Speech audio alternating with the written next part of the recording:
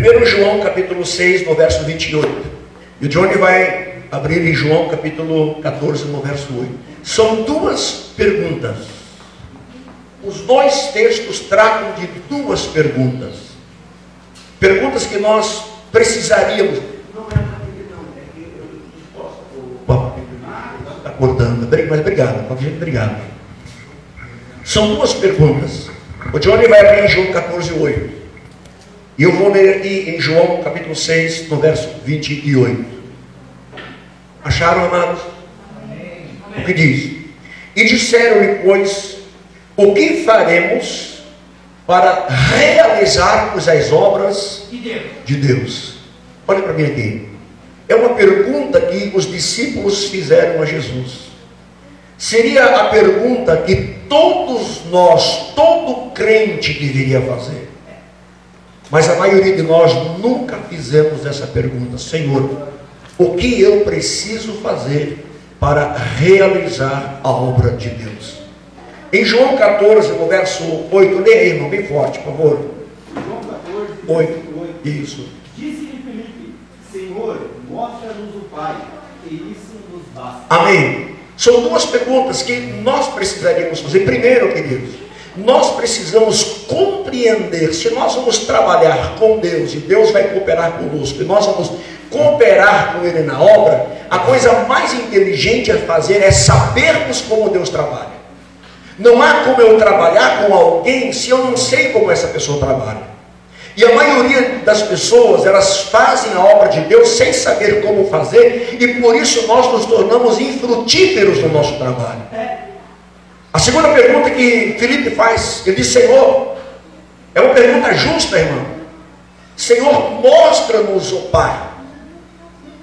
E Jesus, claro que ele disse, olha, eu estou tanto tempo convosco que ele não me conhecesse. Por quê? Porque Filipe, ele se preocupou em saber quem era o Pai.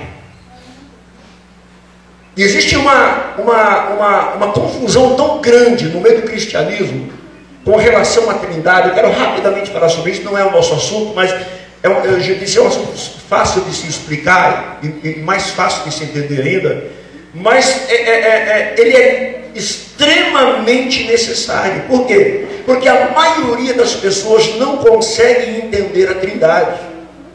Você não quer imaginar quantos crentes foram para o islamismo justamente por não conhecer a Trindade? É claro que existe muita mais conversão do islamismo para o cristianismo, muito mais, milhares. A gente sempre fica com medo, né? O islamismo está entrando, mas na verdade não são milhões de islâmicos que estão hoje se convertendo a Jesus Cristo. Mas existem alguns cristãos que se converteram, e você deve ter visto isso já, ao islamismo, porque não conseguem explicar a Trindade.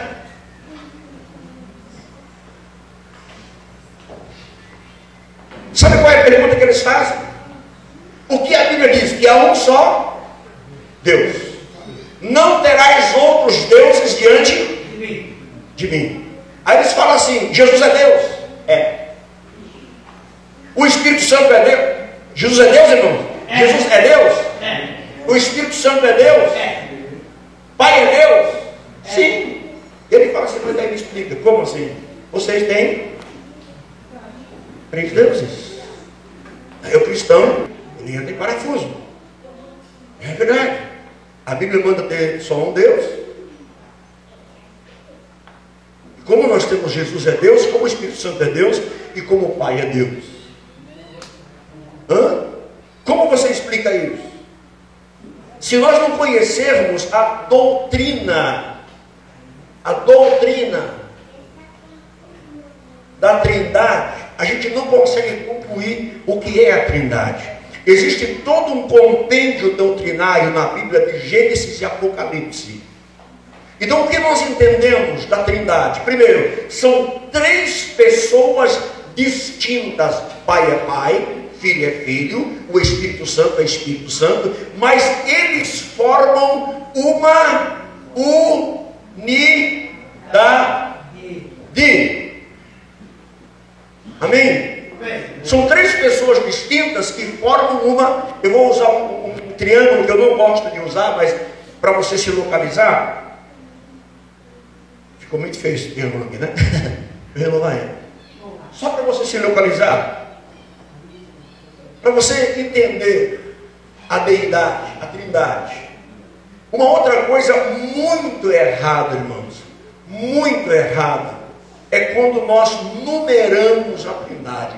A primeira pessoa, eu vou fazer aqui para você se localizar só, tá? A gente coloca aqui Pai, Filho e Espírito Santo.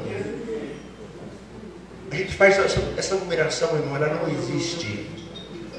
Essa numeração da trindade não existe. A trindade são três pessoas que formam uma unidade. Vocês têm filhos, né? Tem. Pai, a mãe e as crianças formam o quê? O quê? Família. Você compreendeu, queridos? Nós somos inúmeras pessoas, mas nós somos uma igreja. Então, Pai, Filho e Espírito Santo se tornam o que? A deidade. Amém? Pai, Filho e Espírito Santo são a deidade. Ele, ela e os filhos são o que? A família. Nós somos a igreja. Então há um só Deus, formado por Pai, Filho e Espírito Santo. Amém, amados? Ficou claro? Ficou claro? Alguma dúvida? Então, amados, outra coisa, essa numeração de primeira pessoa, segunda. Por que eu estou dizendo isso? Porque Felipe disse, nós temos o Pai. E aí Jesus fala assim, não, como assim? Você não entendeu ainda? Você não entendeu ainda? Então, nós precisamos saber como trabalha e quem é. Como trabalha e com quem nós estamos trabalhando. Amém? Agora, então, uma outra coisa importante. Muito importante. Não existe a numeração da trindade na Bíblia. Por quê? A gente coloca assim, Pai no topo, Filho e Espírito Santo, porque Jesus temporariamente, ele se sujeitou à deidade. Temporariamente, ele se sujeitou à deidade. Alguém disse um tempo, eu até fiquei de falar e acabei esquecendo, falou assim, nem o Pai, nem o Filho, nem os anjos sabem o dia da volta de Jesus, somente o Pai. Irmão, por favor, isso era quando Jesus era homem, quando ele estava sujeito à deidade. Mas depois, quando ele voltou a fazer parte da deidade, ele sabe de todas as coisas. Amém? Sabe todas as coisas.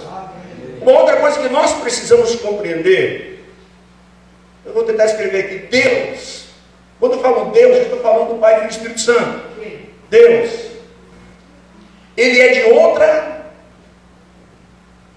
categoria. E é transcendente. Vocês sabem que eu informo português. Deus, ele é de uma outra categoria. Por isso que não tem como explicar Deus. Porque se desse para explicar Deus, ele não seria Deus.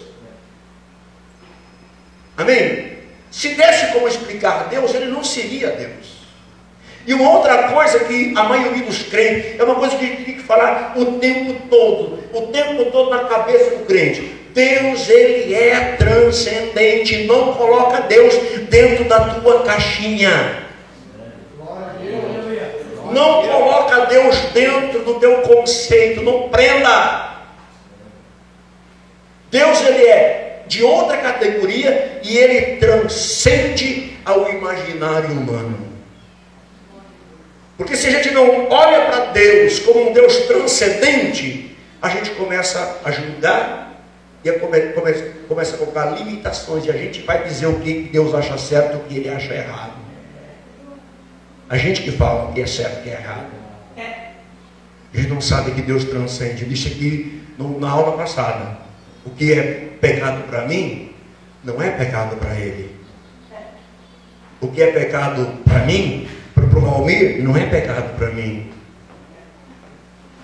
E se a gente não consegue enxergar esse Deus transcendente, amados, nós acabamos nos tornando religiosos limitados, e não há como o Espírito Santo do Senhor agir na nossa vida. Amém? Agora, pastor, como você sabe que não existe uma numeração? É simples, eu vou dar apenas aqui algumas informações que você vai buscar depois em casa. Quando a gente vê na bênção apostólica no Novo Testamento, a gente tem em vários lugares, em Atos Apóstolos, Filipenses, Coríntios, a bênção apostólica. A gente, como nós temos em mente essa numeração de trindade, a gente sempre fala a bênção apostólica como que a bênção de Deus Pai, que a graça salvadora de Jesus Cristo e as consolações do Espírito Santo estejam com vós. A gente coloca Deus no topo, Jesus mais ou menos no meio e o Espírito Santo embaixo. Mas se você for olhar essa bênção apostólica no Novo Testamento, você vai perceber trocas. De vez ele fala assim, que as consolações do Espírito Santo, que a graça salvadora de Jesus, que o amor de Deus esteja convosco. Outra área vai dizer assim, que a graça salvadora de Jesus, as consolações do Espírito Santo e o amor de Deus. Vai haver esse jogo. Por quê? Porque não existe no Novo Testamento, em nenhum lugar da Bíblia, essa numeração. Agora, qual é a diferença entre Pai, Filho e Espírito Santo? Existe uma diferença no seguinte, irmãos. Jesus, deixa eu dizer uma coisa para vocês. Jesus, ele foi 100% Deus na eternidade. 100% Deus. Ele se tornou o quê? 100% homem. Quando veio para o mundo, se limitou a todas as condições humanas. Depois ele voltou a ser 100% Deus. Agora, uma outra coisa muito importante, em Gênesis, quando em Gênesis a Bíblia fala de criação, no hebraico ele usa um nome muito peculiar, que é Elohim.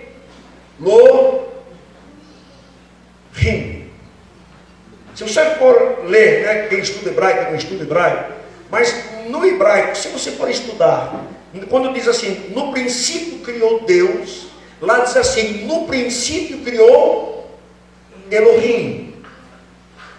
Então, ao invés de dizer no princípio criou Deus, ele fala no princípio criou Elohim. Se você for pesquisar essa palavra Elohim, ela é semelhante a deuses. Por quê? Elohim quer dizer Deus no plural. Por quê? Ele já diz, façamos o homem. Então tinha mais do que uma pessoa lá. Façamos o homem a nossa imagem, a nossa, não a minha imagem, a nossa imagem, a nossa semelhança. Por quê? Porque estava Pai, Filho e Espírito Santo. Uma trindade, 3 pessoas que formavam uma unidade. Elas estavam presentes na criação de todas as coisas. Amém? Entendeu, queridos? E uma outra coisa interessante, Jesus, amados, não aparece só no Novo Testamento. Nós vamos ver no Velho Testamento, que isso chama-se de teofania, manifestações teofânicas de Deus. Por exemplo, quando na coluna de fogo no deserto ali, era a manifestação teofânica de Deus. Na nuvem, durante o dia, era uma manifestação teofânica, Deus tomando formas em alguma coisa. Mas Deus não apenas se manifestava teofanicamente nas coisas, como Ele se manifestava como o anjo do Senhor. Nós vamos ver menção de vários anjos no Velho Testamento. Mas há um anjo no Velho Testamento que é chamado de o anjo do Senhor. Ele é o único anjo que recebia adoração. Ele recebia ofertas. Quando Davi, lá na era do Jebuseu lá, Aruna, ô glória, sempre firmeza. Na era de Araúna estava um anjo do Senhor, né? Ele recebeu o sacrifício. Gideão, ele ofereceu sacrifício para o anjo do Senhor. O anjo entrou no sacrifício e subiu. Quando Jacó lutou no val de Jaboque, o que ele diz? Lutaste com Deus. Como homem, lutaste com Deus e prevaleceste. Já imaginou? Lutou com Deus e ganhou a batalha? E a gente o tempo todo está ganhando a batalha com Deus, sabe? A gente está lutando, né? Está lutando com Deus. Porque Deus quer uma coisa, a gente quer outra. Está nesse impasse. Aí eu sempre falo assim, o que provocou essa luta entre Jacó e Deus? O que ocasionou essa batalha? Havia um impasse entre Deus e Jacó, naquele momento. E você sabe que a maioria dos crentes vivem nesse impasse. Jacó queria o quê? Ele queria a bênção. Ele disse, se tu não me abençoar, eu não saio daqui. Eu preciso da bênção, porque se eu não for abençoado, meu irmão me arrebenta lá na frente. Está lá ele mais 400. O problema que eu deixei quando eu saí da minha casa, se tornou 1 mais 400. Então tem 401 atrás de mim agora, não é só Jacó. E se o Senhor não fizer alguma coisa, eu estou morto.